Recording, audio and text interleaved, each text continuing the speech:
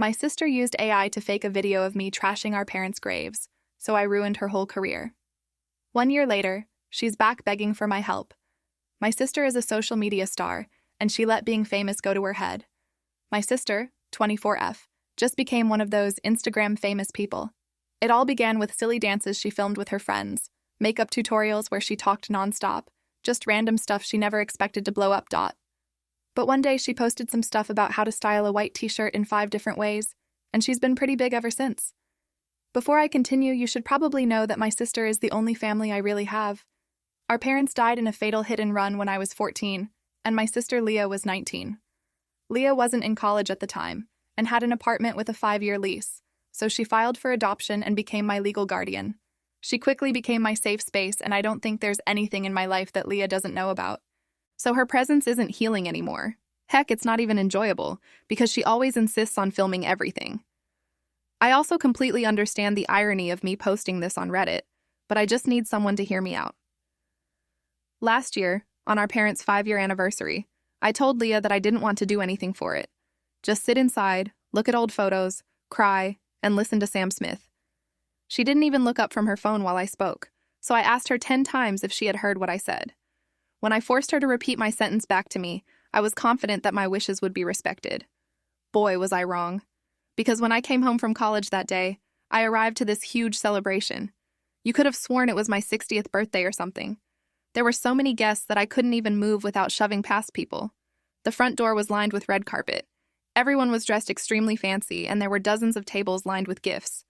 I was going to talk to Leah, to ask her what the F was going on. But when I saw her, she was taking selfies with all the guests, so I just made my way into my room and silently cried into my pillow. And after just half an hour, Leah barged in. I was in the middle of my crying session, so my face was completely swelled up and my hair was all frizzy. But instead of asking me if I was okay, Leah just took her phone out and started filming me. OMG, this is my sister, she's so strong. See guys, it's okay to show emotions, be brave like her. I grabbed her phone and turned it off. Hey, what the F are you doing? She said, her face turning red. I shoved her out of the room and locked the door. A cropped version of the video still went up on her story, but I thought that that would be the last one. Well, a few weeks later was my 20th birthday. I wanted to avoid the same thing happening again, so I told Leah that I would be hosting a party, so she couldn't invite anyone. I just never specified that it would only be me and my 3 friends, LOL. Fast forward to the day, I let Leah pick out my dress. When is everyone else arriving? She asked after my friends had already gotten there. This is it, I said with a smile. I hoped she would go away, but she didn't. Next thing I knew, she was shoving her phone camera in our faces.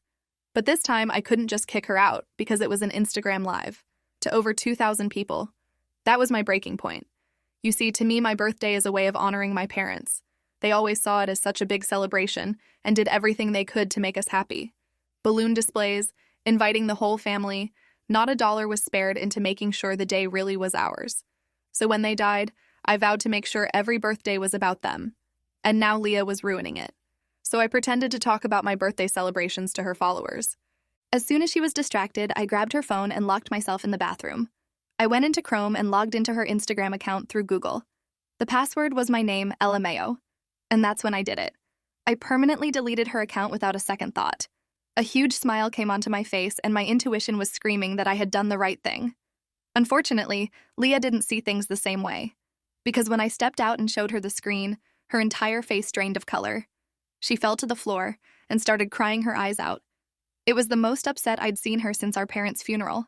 I hugged her and apologized, but told her that it had gone too far and this was the best thing for her.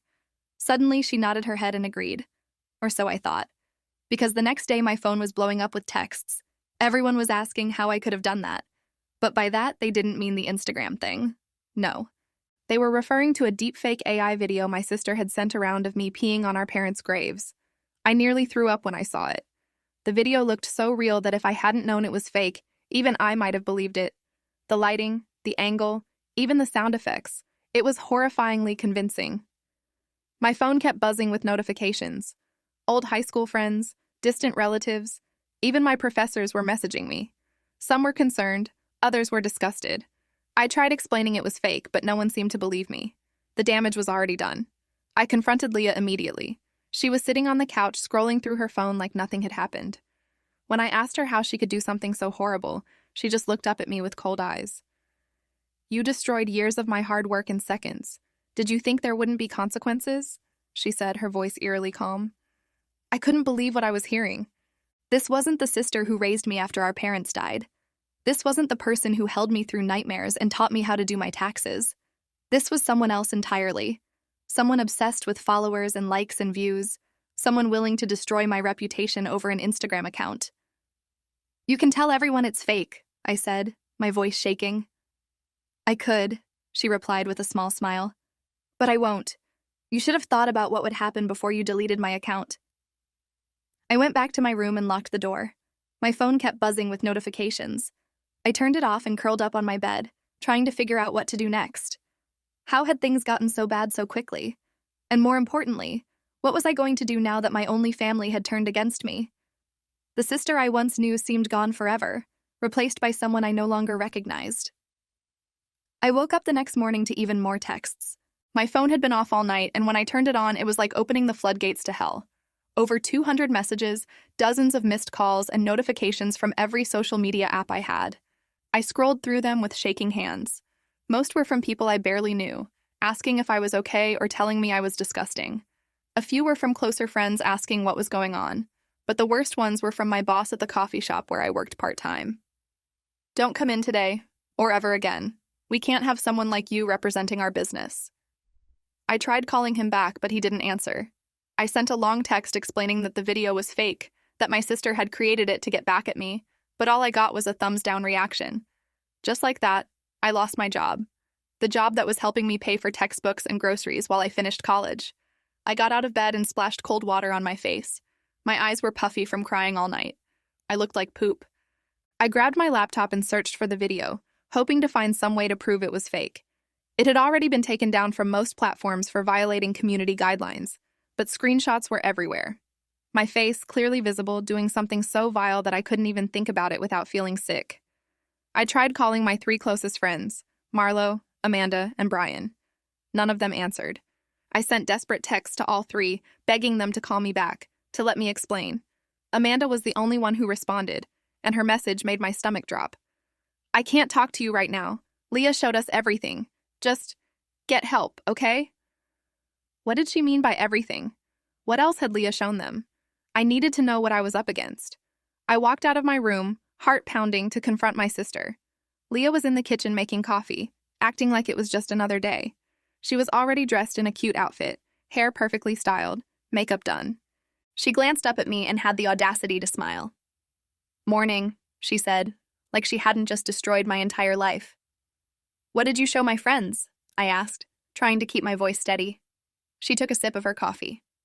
"Just some texts where you admitted to being jealous of me, and a few videos of you having meltdowns.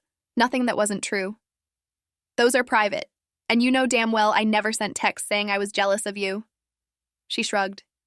"Maybe I paraphrased a bit, but they believed it. That's what matters." I couldn't believe what I was hearing. "Why are you doing this?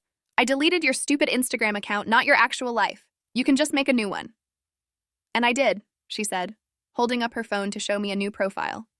The username was slightly different, but it already had thousands of followers. The bio read, "Starting over after my mentally unstable sister sabotaged me. Thanks for your support during this difficult time." My jaw dropped. "You're playing the victim after what you did to me?" "I'm just telling my truth," she said with a smirk. "And people are eating it up. My follower count is growing faster than ever." I grabbed my laptop and showed her the search results for the deepfake video. "Do you have any idea what you've done? People think I desecrated our parents' graves. I lost my job. My friends won't talk to me."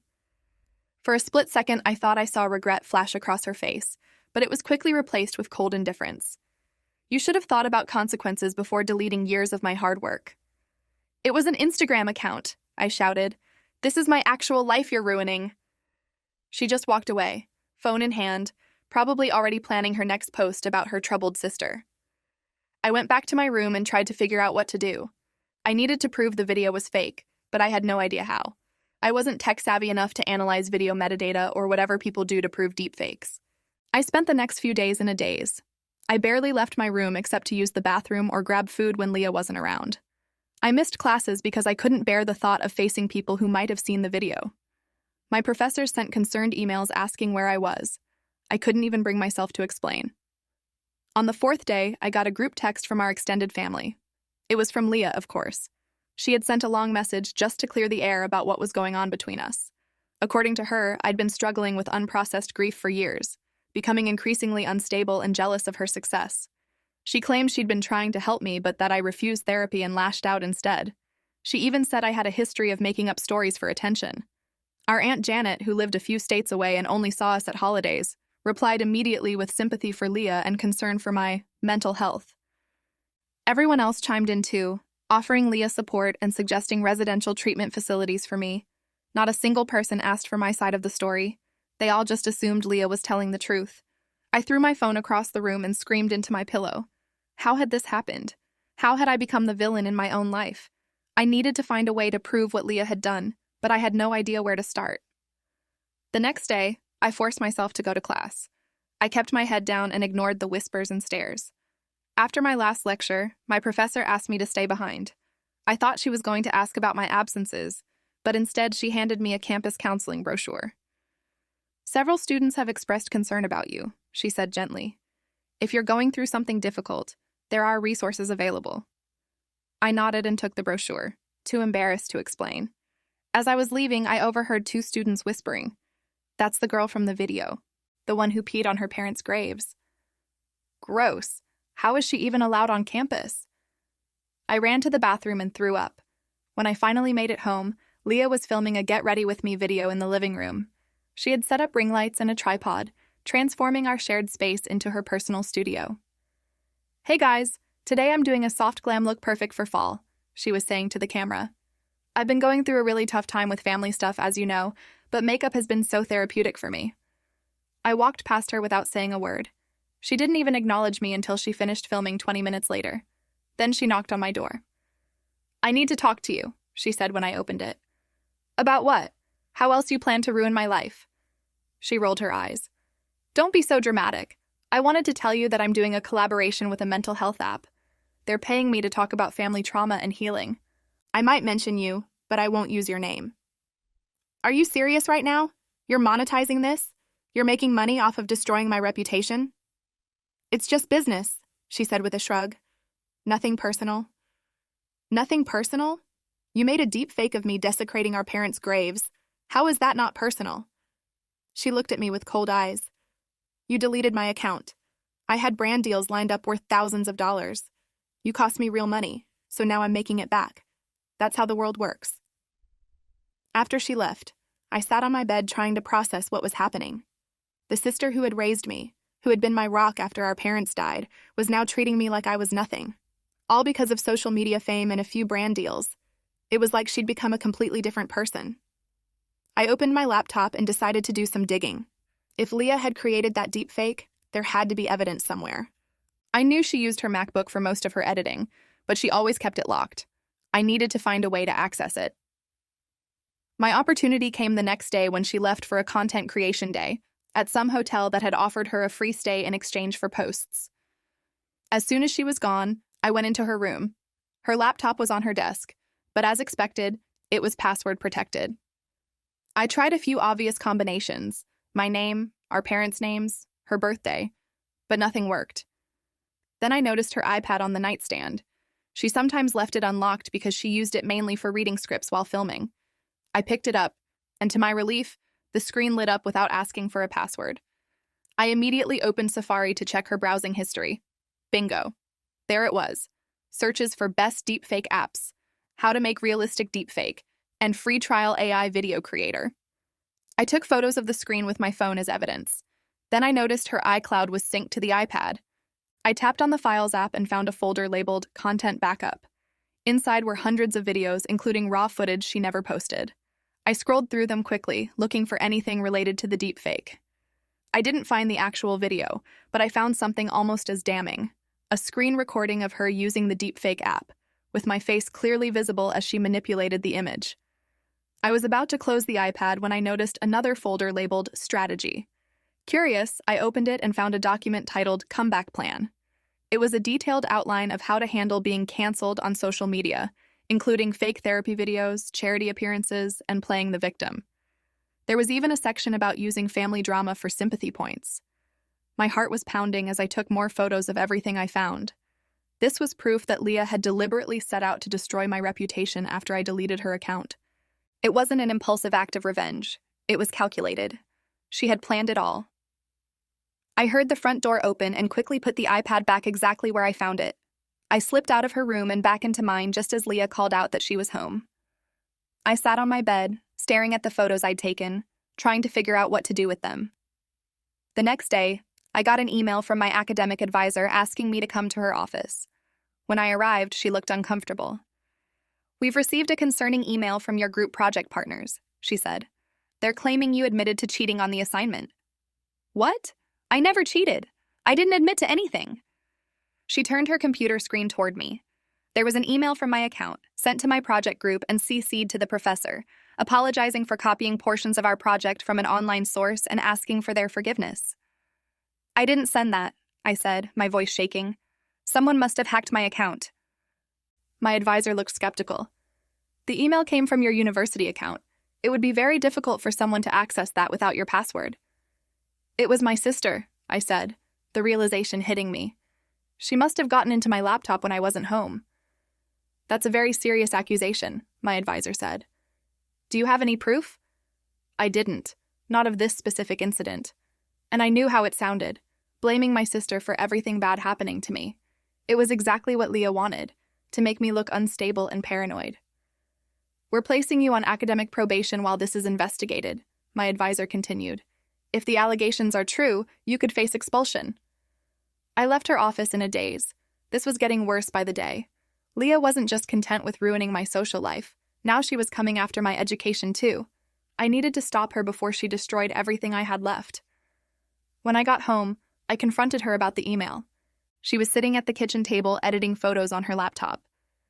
"Did you hack my university account and send a fake confession email?" I demanded. She looked up with an innocent expression. "What are you talking about?" "Don't play dumb. I'm on academic probation because someone sent an email from my account admitting to cheating. I know it was you." She shrugged. "Sounds like you're having a rough time. Maybe you should see someone about these paranoid delusions." I wanted to scream. She was gaslighting me, making me question my own sanity. But I knew what I knew. I stormed off to my room and tried to access the sent emails from my university account, but the fake email had already been deleted. Of course it had. Leah was covering her tracks. That night, I couldn't sleep.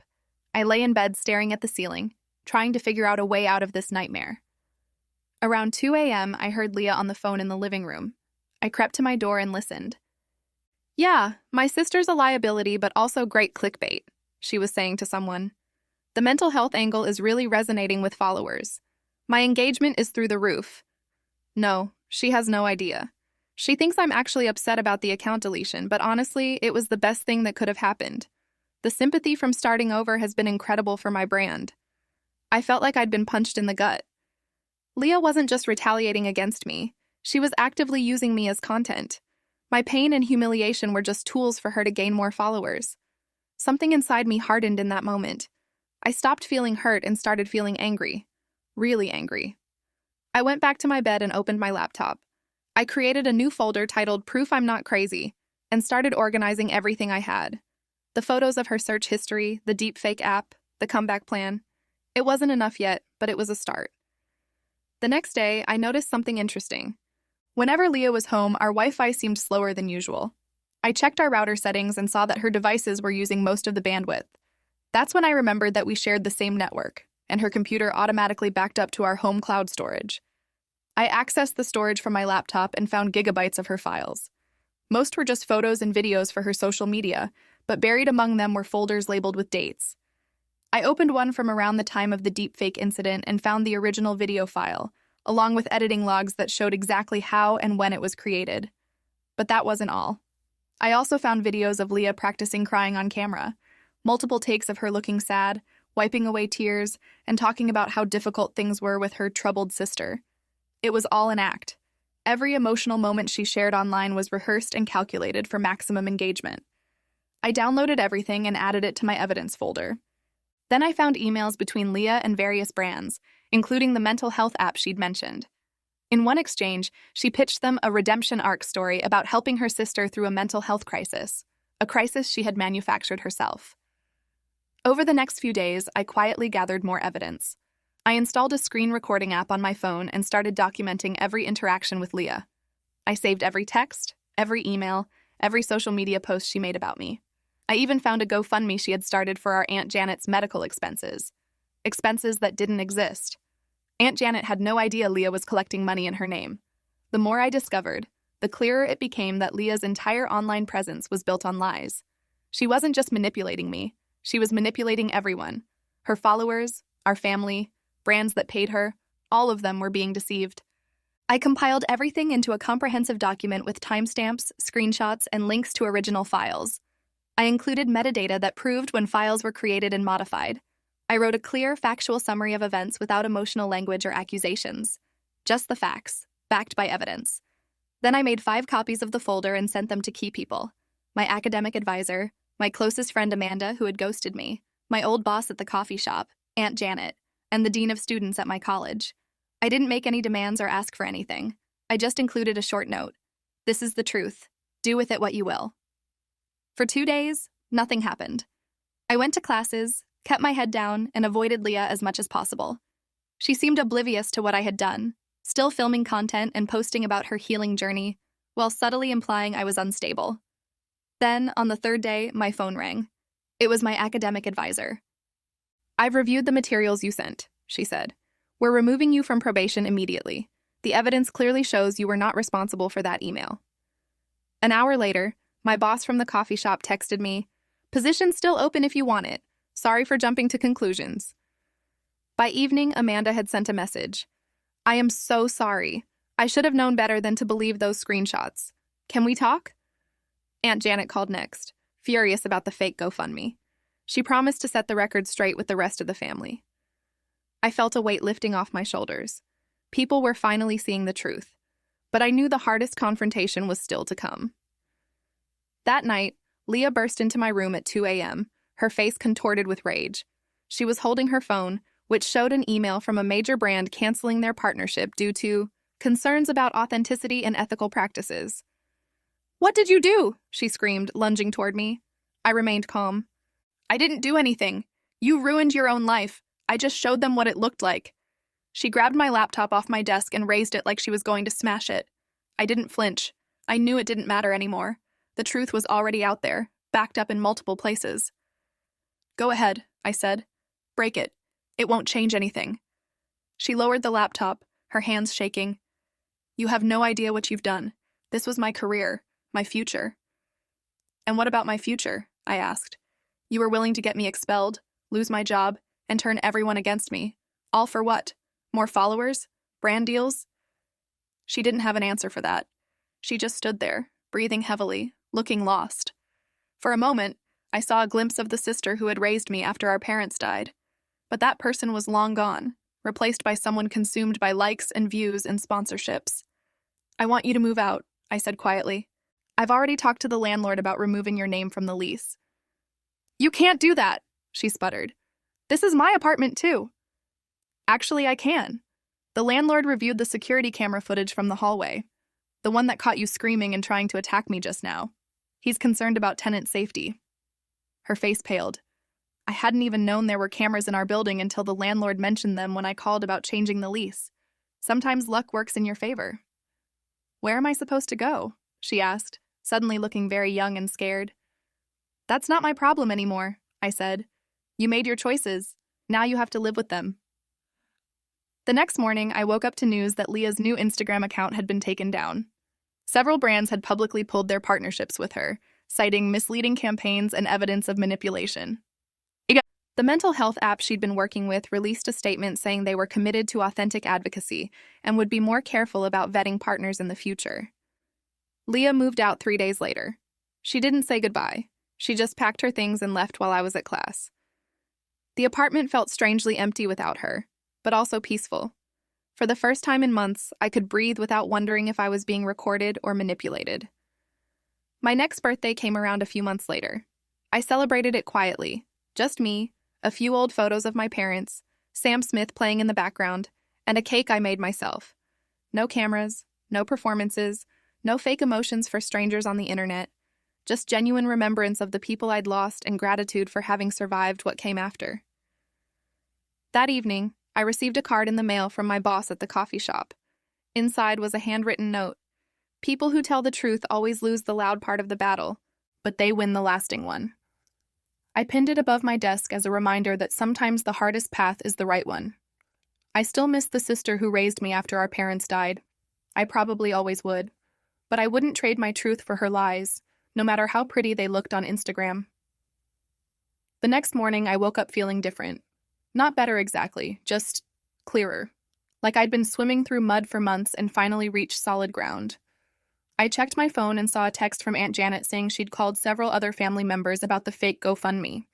Apparently, Leah had collected almost $3,000 for medical expenses that didn't exist. I wasn't even surprised anymore. I got dressed and headed to campus for my morning classes. People still stared and whispered, but it didn't bother me as much. The truth was out there now, at least with the people who mattered.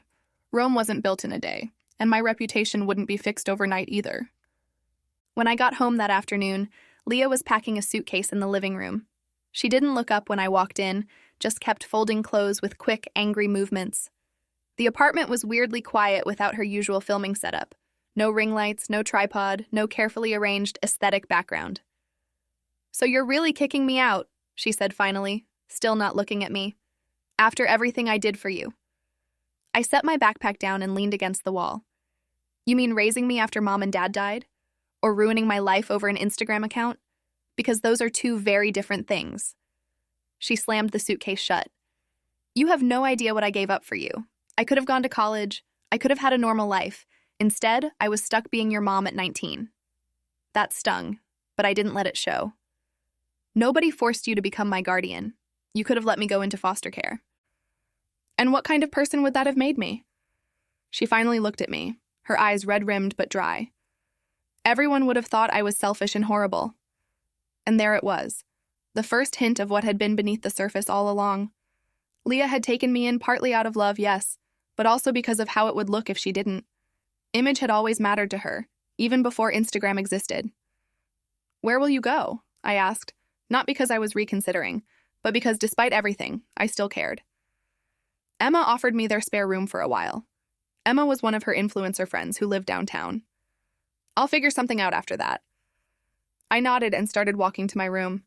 I was almost at the door when she called after me. "You know this isn't over, right? You think you've won, but you haven't."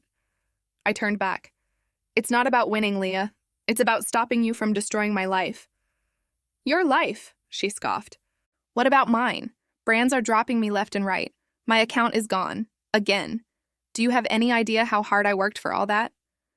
"About as hard as you worked to make everyone think I was crazy and unstable?" I shot back. "As hard as you worked making that deepfake? Or hacking my email to get me expelled?" She didn't answer, just turned back to her packing. I went to my room and closed the door, my heart pounding. Part of me wanted to believe this was the end of it, but I knew better. Leah wasn't the type to admit defeat and move on. She'd find some way to spin this, to make herself the victim again. I was right. The next day, while I was at work, my boss had been super cool about giving me my job back. Leah posted a video on TikTok. One of my coworkers showed it to me during my break. It was Leah, sitting in what looked like Emma's apartment, eyes puffy like she'd been crying. "I wanted to address what's been happening," she said in the video. "My sister and I have been going through a really difficult time since losing our parents. We both process grief differently, and sometimes that leads to misunderstandings. I never meant to hurt her, and I hope someday we can heal our relationship. For now, I'm taking a step back from social media to focus on my mental health." The comments were full of support. "You're so brave. Take all the time you need. Family is complicated," and so on. Not a single person questioned her version of events or wondered if there might be more to the story. I handed the phone back to my coworker without commenting. What was I supposed to say? That my sister was a manipulative liar who'd tried to destroy my life? That would just make me sound bitter and unhinged, exactly what Leah wanted. Instead, I focused on rebuilding. I met with my professors to catch up on the work I'd missed. I reconnected with Amanda and my other friends, though things were still a bit awkward. I changed all my passwords and set up two-factor authentication on everything. I even started seeing a counselor at the campus mental health center, not because I was unstable like Leah claimed, but because I needed help processing the betrayal. A week after Leah moved out, I came home to find a package outside our door. It was addressed to both of us, with no return address. Inside was a flash drive and a note that said, "Thought you should see this." I was immediately suspicious. Was this another one of Leah's tricks? But something about it felt different. I took the flash drive to the campus IT center and asked them to check it for viruses before I opened it. They gave me the all clear, so I plugged it into one of their computers. It contained a single video file. The video showed Leah and Emma sitting in what looked like a coffee shop. They didn't seem to know they were being recorded. Leah was talking animatedly, gesturing with her hands. "So then I'll do the whole mental health journey thing," she was saying. "People eat that poop up. A few weeks of that, then I'll announce I'm starting a podcast about family trauma. My sister will try to speak out again, but by then no one will care. She'll just look like she's obsessed with me." Emma nodded along. "What if she has more evidence, though?" Leah waved dismissively. "Against what? I never admitted to making that video. And the email thing can't be traced back to me. It's her word against mine, and I've got 500,000 followers across platforms who believe everything I say." "And the GoFundMe?" "I'll say it was a misunderstanding, that I genuinely thought Aunt Janet needed help. I'll refund the money and look like a saint for admitting my mistake." They continued planning, completely unaware they were being recorded. The video ended abruptly after about 10 minutes. I sat there staring at the screen, a mix of vindication and disgust churning in my stomach. I had no idea who had recorded this or why they'd sent it to me, but it was the final piece of evidence I needed. Leah wasn't just manipulating her followers. She was actively planning to continue her campaign against me. This wasn't over for her at all. I copied the file to my own flash drive and added it to my evidence folder. Then I sent it to the same 5 people who'd received my original documentation: my advisor, Amanda, my boss, Aunt Janet, and the dean. I also sent it to the brands that were still working with Leah, along with a brief, factual explanation of what they were seeing. The response was swift. Within 24 hours, every remaining brand had cut ties with Leah. TikTok suspended her account for multiple community guidelines violations. The mental health app she'd been planning to partner with released a statement condemning the exploitation of mental health issues for personal gain. Leah called me screaming. I let it go to voicemail. She texted next, a string of messages ranging from furious accusations to tearful pleas. I blocked her number. She showed up at the apartment that evening, pounding on the door and yelling loud enough for the neighbors to hear. I didn't open up. Eventually, she left. The next day, I got a call from our landlord. He'd received noise complaints and checked the hallway security footage. He wanted to know if I was okay, and if I needed him to ban Leah from the property. I said yes to both. I spent the next few weeks in a strange limbo. On one hand, I felt relieved that Leah's lies had been exposed and she couldn't hurt me anymore. On the other hand, I felt incredibly sad. This was my sister, the person who'd raised me, who'd been my only family for years. How had things gone so wrong? My counselor helped me understand that I wasn't responsible for Leah's choices. She'd been an adult when our parents died. She'd chosen to become my guardian. And she'd chosen to prioritize social media fame over our relationship. Those were her decisions, not mine. Slowly, things started getting better. My academic probation was fully lifted. My professors worked with me to make up missed assignments. My friends stopped treating me like I might break down at any moment. The whispers and stares on campus faded as new gossip took over. I even started dating this guy Nicholas from my biology lab. He'd never seen the deepfake video and didn't follow influencers, so he had no preconceived notions about me. It was refreshing to be with someone who just saw me as me, not as that girl from the video, or the influencer's crazy sister. About a month after everything went down, I got an email from a reporter at the college newspaper. She wanted to interview me about the dark side of influencer culture and my experience being targeted by my own sister. I declined. The last thing I wanted was more attention or to drag this whole mess back into the spotlight. But the reporter was persistent. She kept emailing, saying she wanted to help me tell my side of the story. Finally, I agreed to meet her for coffee, just to explain in person why I didn't want to do the interview. We met at a small cafe off campus. The reporter, Rachel, was actually really nice and seemed to understand when I explained that I just wanted to move on with my life. I get it, she said. But there's something you should know. Your sister is planning a comeback. She's been reaching out to smaller brands, pitching a redemption story about how she was canceled unfairly and learned valuable lessons. My stomach dropped. How do you know this? I have sources in the influencer marketing world, Rachel said. They've been forwarding me her pitch emails. She's very convincing, painting herself as the victim of a misunderstanding that spiraled out of control. I sighed and stirred my coffee. That sounds like Leah. The thing is, Rachel continued, without someone to counter her narrative, she might actually pull it off. Brands are always looking for engagement, and controversy drives clicks. Her cancellation could end up being the best thing that ever happened to her career. I thought about it for a long time. The last thing I wanted was to keep this drama going. But the idea of Leah twisting everything around and coming out on top made my blood boil. Not because I wanted her to suffer, but because it would mean all her manipulation and lies had worked. What exactly would this interview involve? I asked finally. Rachel explained that she wanted to do a feature article about influencer accountability. She wouldn't focus just on Leah and me, but would use our story as one example among many. She promised to be factual, not sensationalist, and to let me review the article before publication. I agreed with conditions. No photos of me, no direct quotes that could be taken out of context. And most importantly, the focus had to be on the broader issue, not just my personal drama. The article came out 2 weeks later. It was actually really good, thoughtful, balanced, and focused on the systemic problems in influencer culture rather than individual drama. My story was included, but as one example among several of how the pressure to create content can lead people to cross ethical lines. The response was bigger than I expected.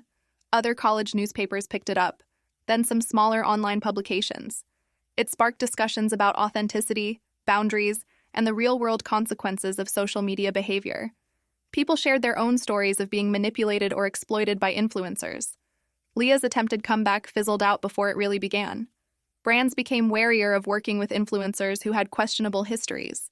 Some even started requiring more rigorous background checks and ethics clauses in their contracts. I didn't hear from Leah for months after that. I heard through mutual friends that she'd moved to another city and was working at a marketing agency, a real job with a regular paycheck, not an influencer gig.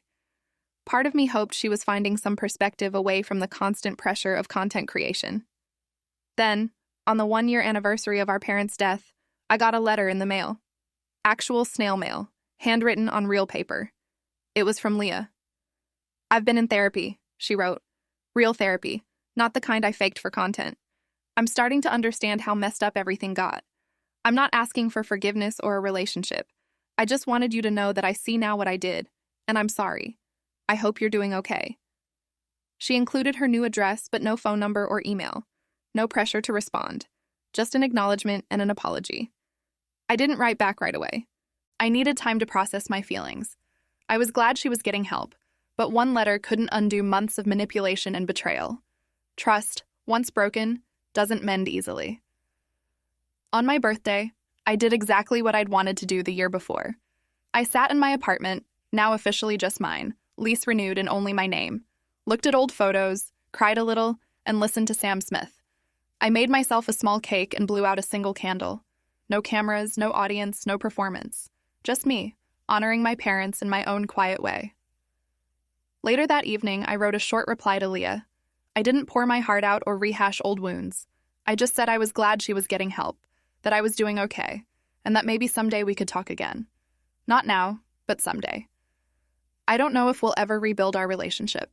Some things can't be fixed with apologies, no matter how sincere. But for the first time in a long time, I feel like I'm standing on solid ground.